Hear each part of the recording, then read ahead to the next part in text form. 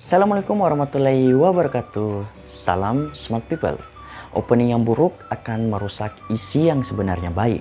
Tetapi opening yang baik akan mempermanis isi yang buruk. Nah, ungkapan ini seolah-olah menyampaikan kepada seorang pembicara publik atau seorang public speaker bahwasannya sebuah opening itulah sangatlah penting. Karena kualitas teman-teman atau kualitas Anda sebagai seorang pembicara akan ditentukan melalui opening kalian. Menarik atau tidak? Jika teman-teman penasaran, gimana sih teknik opening yang baik itu? Teknik yang menarik itu seperti apa? Dan gimana supaya para audiens kita berdecak kagum ketika kita berbicara di awal? Penasaran?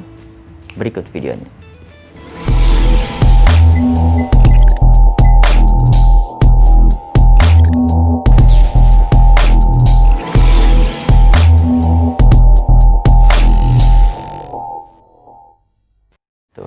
Nah, jika teman-teman sebagai seorang pembicara dalam sebuah forum dan merasa kebingungan apa aja sih yang dibahas sebelum membawakan sebuah materinya, ibaratnya itu seperti kita mendengarkan sebuah musik. Nah, dalam musik itu kan ada intro, ada ref kan. Nah, tidak mungkin musik itu langsung masuk ke ref. Ya iya sih, kita lebih lebih menunggu refnya gitu, lebih menanti apa sih isi refnya gitu ya. Nah, namun jangan melupakan sebelum masuk ke ref harus ada intro dulu. Nah, gitu. Sama halnya dengan opening ya. Kenapa harus ada opening dulu? Supaya teman-teman itu tidak kaget. Seperti apa sih teknik opening yang menarik dan bisa membuat para penonton kita atau para audiens kita berdecak kagum mendengarnya. Penasaran? Kita langsung saja ke tipsnya. Nah, teknik yang pertama adalah joke atau humor. Nah, silakan teman-teman menyampaikan sebuah humor yang singkat gitu ya. Nggak usah bertele-tele, nggak usah lama. Yang singkat, baik itu dengan sebuah cerita misalnya, atau dengan menunjukkan sebuah gambar, kemudian mereka komentar dengan gambar tersebut, atau melalui sebuah video yang mereka tonton videonya dan mereka tertawa terbahak-bahak ketika melihatnya ya. Kemudian atau dengan sebuah praktek ya. Nah, sebuah praktek ini bisa dilakukan oleh pembicaranya langsung atau dengan para audiensnya ya. Tapi bukan semua audiens, tapi salah satunya aja untuk mewakili gitu. Nah, misalnya saja dengan praktek itu, kalau biasa saya sering lakukan adalah dengan simulasi mengikuti gaya artis gitu ya. Jadi saya bernyanyi gitu dengan gaya artis tersebut. Nah, kemudian saya sangkut pautkan dengan apa apa hubungannya sih dengan gaya artis dengan ngomong di depan umum gitu, yaitu tampil percaya diri pastinya. Nah, jadi perlu catatan juga bahwasanya untuk menyampaikan sebuah humor yang pertama itu harus percaya diri ya teman-teman. Jika teman-teman merasa kurang pede untuk menyampaikannya, ya silahkan teman-teman pikir dulu untuk menyampaikan sebuah humornya, karena ini kan tidak wajib, cuman saya memberikan tekniknya aja gitu.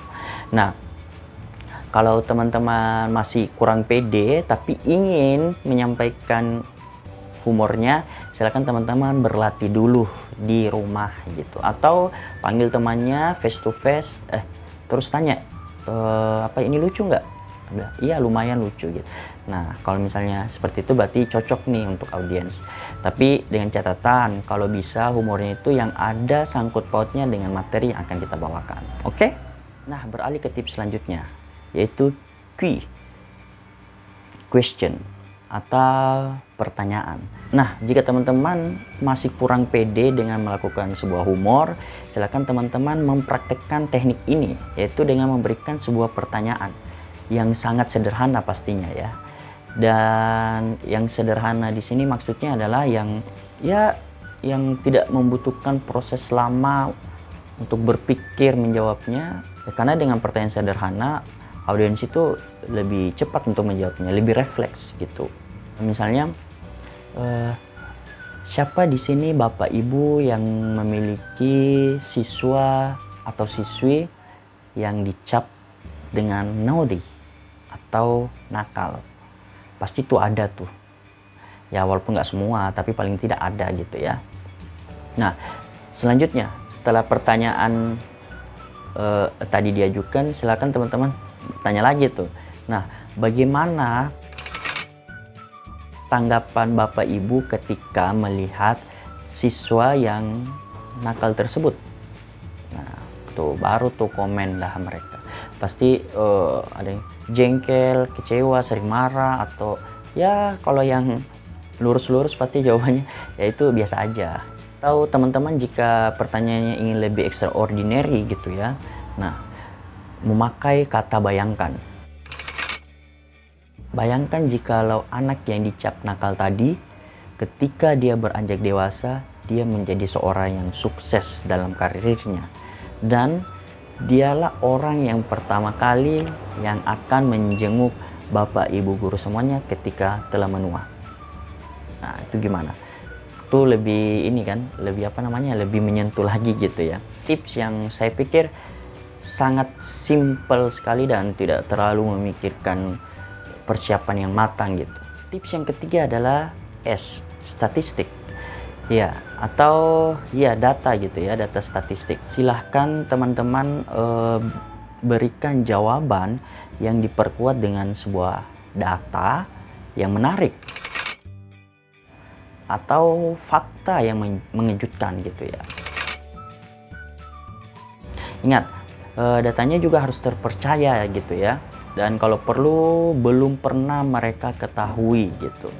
Karena kalau dengan data yang biasa-biasa saja, mungkin mereka akan boring gitu ya, akan biasa aja sih gitu ya. Tapi kalau itu hal yang baru bagi mereka, pasti perhatiannya itu akan lebih dapat dan pasti mereka akan lebih fokus gitu mendengarkan penjelasan kita.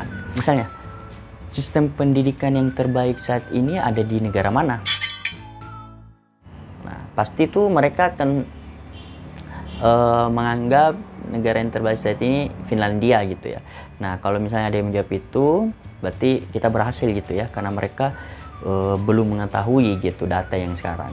Nah, data yang sekarang itu menunjukkan bahwa negara yang memiliki sistem pendidikan terbaik di dunia saat ini adalah ada di negara Inggris.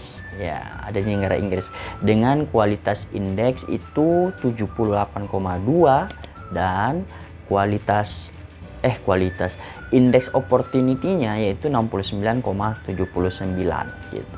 Sangat tinggi.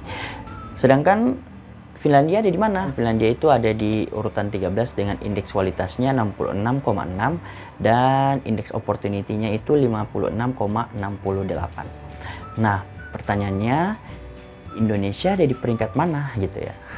Pasti teman-teman bertanya. Ya, sekarang Indonesia telah menduduki peringkat yang ke-70. Sangat jauh terlempar dari negara-negara maju gitu. Ya, itu dengan indeks dengan skor indeks kualitasnya itu berada di 46,4 dan indeks opportunity-nya di 42,97. Nah, gimana? Itu salah satu contoh ya, data atau fakta yang mengejutkan gitu, yang bisa membuat para penonton kita akan merasa wah keren gitu ya, wah pembicaranya kok bisa tahu gitu. Setelah mengajukan pertanyaan tadi, silakan berikan jawaban dengan diperkuat dengan data statistik atau fakta yang mengejutkan. Oke, selanjutnya adalah S, story atau cerita. Ya, teman-teman bisa melakukan storytelling gitu ya, berdasarkan pengalaman pribadi teman-teman misalnya gitu ya, atau dengan cerita yang menarik atau memotivasi walaupun itu sifatnya fiksi gitu. Biasanya para audiens itu lebih menyukai cerita yang sifatnya pengalaman pribadi. Kenapa? Karena dengan pengalaman pribadi yang kita ceritakan itu lebih terkesan alami, lebih terkesan natural gitu. Tidak ada unsur rekayasa di dalamnya dan kita lebih mudah tuh menceritakan karena kita hanya sekedar mengingat apa yang kita telah rasakan, apa yang kita telah lihat dan apa yang kita telah dengar. Nah, teknik yang kelima atau yang terakhir ini adalah Q, yaitu quotes ya. atau apa ya, kalimat bijak, kalimat inspirasi gitu ya. Nah, teman-teman juga bisa menyampaikan kalimat ini ketika di awal gitu ya, sebelum melakukan sebuah materi, seperti halnya video saya tadi gitu ya. Nah, selain kalimat bijak atau kalimat yang memotivasi atau yang menginspirasi, teman-teman juga bisa melakukan sebuah pantun kalau teman-teman gemar dengan pantun gitu ya.